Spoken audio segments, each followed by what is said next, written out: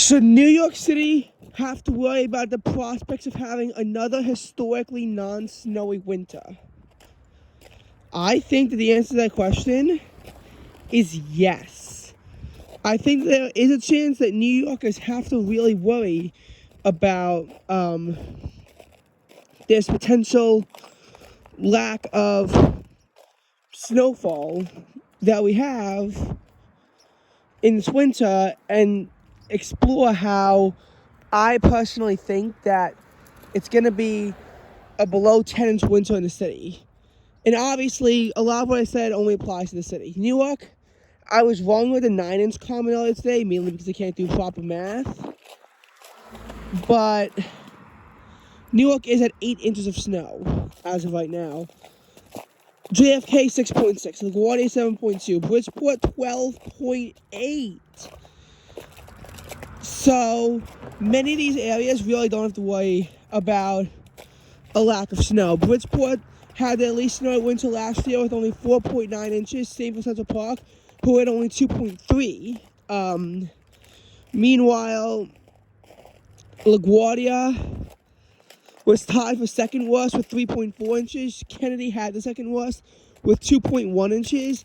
Newark was third worst, and I can't exactly recall how much snow fell in Newark. But okay. I can't exactly remember how much snow fell in Newark, but it was, I don't know, somewhere around 3 inches. I'm not sure. The last winter was historically bad. Islip actually did have 5 inches of snow, which for them was enough to only be fifth least snowy. They've definitely surpassed that now, but I don't know what exactly Islip stands at right now. And keep in mind, the fifth least snowy winter on record is even more impressive for how much snow they got, considering their short period of record. What helped Islip was two factors. A very snowy March, especially in comparison to other places. You could actually call March a legitimately winter month in Islip and other parts of Suffolk County. You really couldn't anywhere else. That was in the New York area that was anything south of, say, Westchester. Also, what you have to understand about Islip was that some of the big events from previous winters that helped save New York City, like the Halloween blizzard of 2011, they missed Islip completely, and Islip would have had a lower rank if not for some of those storms. So Islip didn't actually get into historically non-snowy territory the rest of the way, the rest of the metro area didn't. And up until the storm, it looked like a lot of the area could repeat this. Kennedy was only at 2.4, so they could still be in contention for their third least snowy winter on record. LaGuardia was only at 3.9, so they could have been top 5 least snowy winter as well. Newark was only at 3.1, so you gotta wonder, that's top 5. Central Park could have tied for its least snowy winter on record. They only got 2.3 inches of snow. Bridgeport, they were only at 5.5 inches of snow. That would be their second least snowy winter on record. And then, obviously, the storm boosted everyone up. I mean, Bridgeport is now at over a foot of snow for the winter because they got 7.6 inches. Central Park, they got 3.2 inches, put them at 5.5. And again, I went over what the area got. So this definitely saved us in the ranks of joining the club in a historically non-snowy winter. We're definitely not going to have that. For my personal location, last winter, I did not measure a lot of snow. We got 3.5 inches of snow on the 28th. We got about, probably for the month of March, combined a half inch, approximately. Probably also another half inch on December 12th, and like maybe 0.3 on February 1st. That's not a whole lot of snow. It only adds up to about 4.8 inches of snow. That's an approximation because they couldn't actually measure it. This storm alone dumped 7.4 inches of snow where I live. We got 0.3 on the 6th, 2... Also on the 16th, couldn't measure how much snowfall on the 19th, so I'll approximate it to a half inch. We're at over 10 inches of snow where I live, I'm pretty sure. And even if I'm wrong, you can't deny this winter has gone better than last winter. it's less pathetic. But can winter save itself from being in a mix of historically non-snowy? Because here's the thing. Boston, their snowfall isn't doing that well either. They only got 0.1 inch. Only 0.1, so they're still right around a 10-inch threshold. Baltimore and DC pretty much got a trace or maybe a tangible accumulation. Pretty sure that DC got up to 8 inches. Baltimore is still stuck at 9.1. Philadelphia, they only got 0.6 inches. They're at 8.6. But again, this I thought was going to be a huge boost to Central Park and help us get a lot closer. It didn't. Central Park is still 3 inches behind even Philadelphia and 2.5 inches behind DC. Obviously, we're closer, but we're still the least snowy winter in our area, and really only Newark profited from the storm, you know, in terms of getting a lot of snow.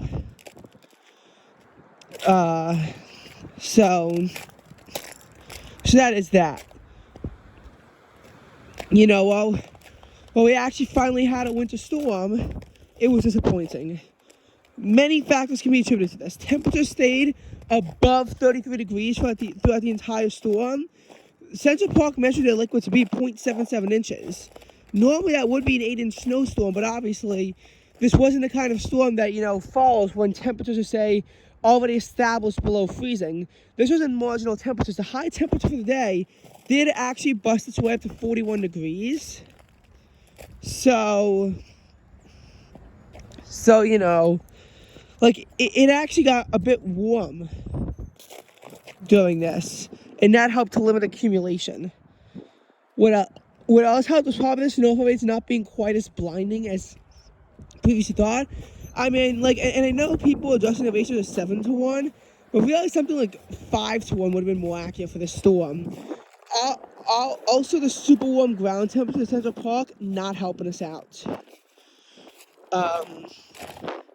Again, this storm was a bad one, but can it help bring New York to a 10-inch winter? I still doubt it. There's a chance for some snow on Thursday, but looking at the weather, it's likely going to be in the mid-30s. So it likely to snow. It won't be able to snow. If it does, it can't stick. Best case scenario, something like January 6th, where we get 0.2 inches of snow. Not sure how satisfied I am with that. 0.2 inches of snow. Maybe Saturday you could look at it, but that looks to be like one of those other storms that favor southern areas. I mean, I'll be going south, so that could severely affect my travels down to the Maryland, D.C. area, where snow potential is going to be higher. Also, after New York City just narrowed the gap, it should widen back up.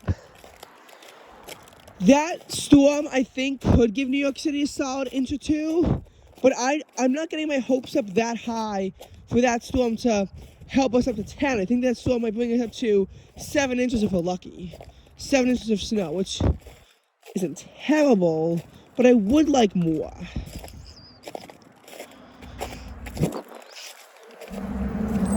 You know, obviously I would like more than that. So you look at our opportunities Thursday and Saturday, neither of them look very promising. Then you have to analyze, you know, what comes next. Because it's going to warm up after this. This is supposed to be a cold period. Not exactly. It is going to warm up after this. It's going to warm up, and then it's going to stay this way basically, except for a small dip at the end of February, into March. Can it snow in March? Absolutely. Has it snowed in March very recently, though? Absolutely not. March has actually become a very poor month now for snow. Either way, there's a lot of circulation going on, but yeah, this winter could legitimately be still a pretty poor one. Not as bad as last winter, but I don't think El Nino is really helping.